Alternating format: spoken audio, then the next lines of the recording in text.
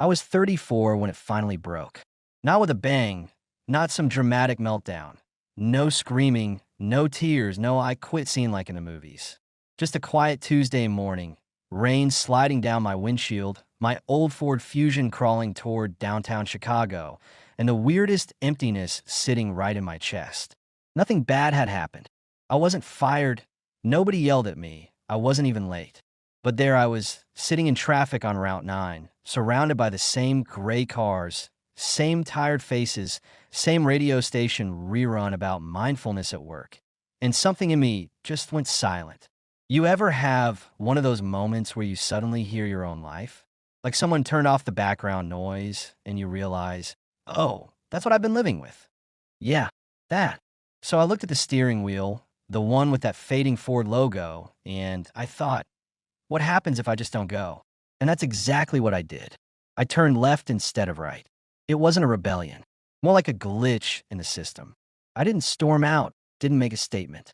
I just turned left, drove away from downtown, and ended up in a diner I'd passed 100 times but never entered. Linda's Pancake House, the kind of place where the walls are yellowed from years of coffee steam and old stories. I walked in, soaked from the rain.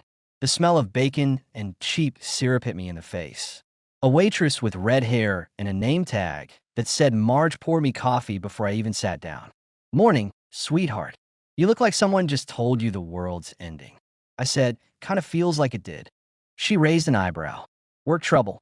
I think I just quit, I said. She laughed, a smoker's laugh, rough and full. This early? You must have had a bad meeting. No meeting. Just didn't go. She stared for a second, then shrugged. Well, you came to the right place. Pancakes fix most things, especially bad decisions. And I sat there, eating pancakes I didn't want, trying to understand why not going to work felt both terrifying and like the first right thing I'd done in years. For context, I wasn't miserable before that day. I was functional, did everything by the book, college, business degree, steady job at a finance firm. Married at 30, townhouse in the suburbs, reliable car, retirement plan, golden retriever named Cooper. I wasn't happy, but I wasn't unhappy either. I just was.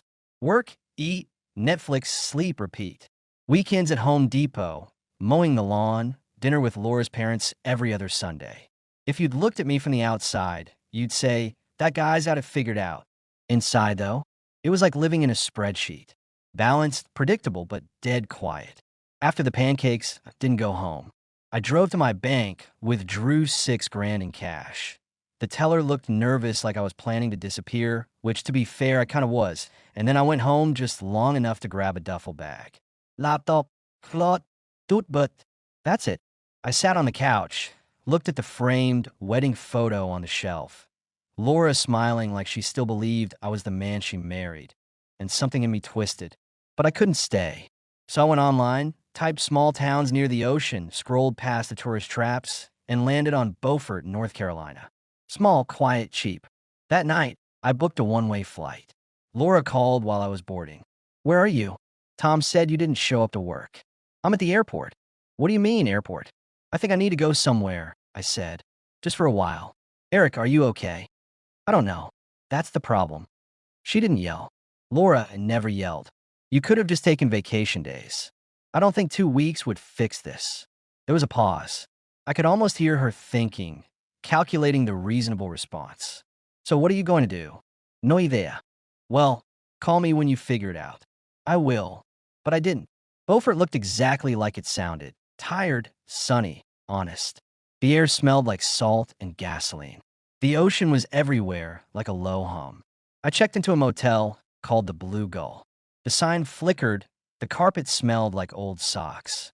But the bed was soft, and the silence was louder than anything I'd heard in years.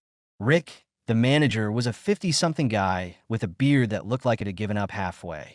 He handed me a real key and said, hot water's moody, but the AC works. I said, I can work with that. Most people can't, he said and walked away. The first week was weird. I woke up at 6:30 every morning because my brain didn't know what else to do. No alaros, no emails, no calendário remindios. Just me, instant coffee, and the sound of seagulls arguing outside. I'd sit on the balcony, stare at the ocean, and feel both free and useless. Turns out, when you remove the schedule, you also remove the identity. By day 4, I realized I didn't know who I was when I wasn't Eric from finance. On day 5, I walked around town until I stumbled on a cafe called Rusty Spoon. The sign was crooked, the paint peeling, but the smell of coffee and toasted bread pulled me in. Behind the counter stood a woman around my age, messy hair in a knot, jeans, t-shirt, confident smile. Her name tag said Jess. "What can I get you?" she asked. "Coffee," I said, "and maybe some life advice if that's on the menu." She smirked. "Life advice costs extra. Cream and sugar. Black. You got it." She poured, slid the cup toward me. "You a tourist or running from something?" I smiled, still figuring that out. "Fair enough. We've all been fugitives here at some point." I started going there every day. At first just for coffee, then for conversation. There was Eddie, a retired mechanic who told wild stories about fixing cars for famous people. Springsteen once gave me a $50 tip, true story. And Rachel, who wrote terrible poetry on napkins and insisted every line was inspired by the sea. And Jess, loud, sarcastic, but somehow grounded. The kind of person who made small talk sound meaningful. She'd toss me extra cookies and say, "You look like someone still pretending to be on a diet." "Corporate trauma," I'd reply. "We weren't allowed carbs." She laughed every time. A week later, she mentioned the dishwasher quit. "You look bored," she said. "Want to work a shift? $12 an hour, all the coffee you can drink." I laughed. "I used to handle budgets for $1 million clients." "Cool. Now you'll handle dishes. Less stress, better people." I said yes. And that's how I went from suits and spreadsheets to washing dishes in a seaside cafe. My first day was a disaster. I broke 2 mugs, burned my hand on the steam wand, and somehow managed to spray myself with the sprayer hose. Just didn't even flinch. Perfect. You've now met the daily requirement for human error. By week 2, I started getting it, the rhythm, the flow. Jess would yell orders from the counter. I'd wash. Eddie would hang around offering unsolicited advice like, "You're holding that sponge like it owes you money." We'd laugh, and for the first time in years, it didn't feel forced. One night, after closing, Jess asked, "So what's your story, city boy?" I used to be an analyst. Spent a decade moving numbers around until my soul fell asleep. She nodded like she'd seen it before. "And now I'm here." "That's something," she said. "Most people talk about quitting. You actually did. Not sure if that makes me brave or stupid." "Maybe both," she said. "That's usually the good kind." I rented a small apartment above a bait shop after a month. 1 bedroom, peeling wallpaper, but it had a window facing the harbor. Every morning I'd watch fishermen load their boats, the sky turning orange behind them. There was a peace in the monotony, the kind of peace I use to chase through expensive vacations and never find. 2 months in, Tom from the office called. I didn't answer. He texted, "We need to talk." Big opportunity. I ignored it. A week later, he called again. This time I picked up. "Eric, man, it's been forever. How's the break?" "It's not a break anymore." He laughed. "Come on, you've had your fun. Listen, the company's expanding. I can get you a senior position, bigger paycheck, more flexibility. You'd be stupid to turn this down." "I probably am stupid," I said. "But I'm not interested." "You're washing dishes, right?" "Yeah." "You're joking." "Nope." There was a long silence. Then, "You realize people would kill for your old job?" "Yeah, that's why I left." He hung up after some awkward small talk. I never heard from him again. That night, I told Jess. She grinned.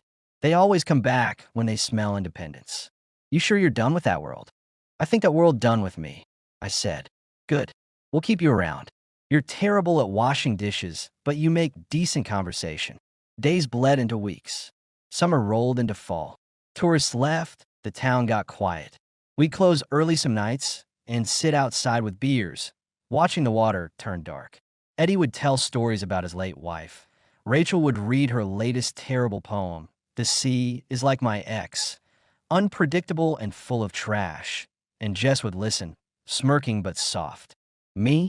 I just listened. For the first time, I didn't need to prove anything. Laura called around Thanksgiving. She said she'd seen my parents. They said, "You're still down there." "Yeah." "So what are you doing now?" working in a cafe. She laughed, not cruelly, just surprised. You serious? Dead serious. Wow, I guess you really meant it. Yeah, guess I did. You sound different. Probably because I'm not pretending anymore. There was silence, then she said softly, I'm glad you found something. Thanks. We didn't talk long, just enough to know it was really over, and that neither of us regretted it. By Christmas, I'd been there 6 months. Jess promoted me, unofficially.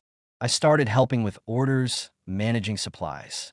It wasn't glamorous, but felt real. Sometimes I'd look around and realize I knew everyone's name in town. Not their job title, their name. And somehow, that mattered more.